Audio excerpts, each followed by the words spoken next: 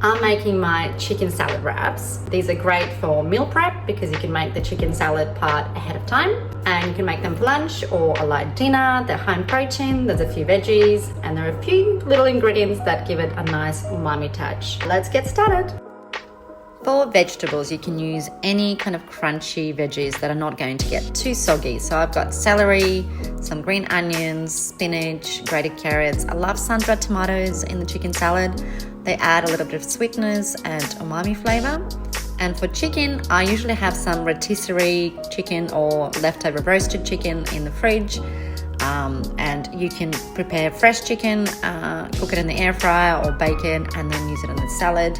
And it's seasoned with some salt, pepper, Dijon mustard, light mayo and yogurt to lighten it up, and Parmesan cheese, which adds a little bit of extra umami to this salad. You can wrap it up right away or make the salad ahead of time. It's great for meal prep. It keeps for a few days in the fridge. So you can make these wraps for lunch very quickly when you need to. And here's the chicken salad wrap. Give it a go. So good.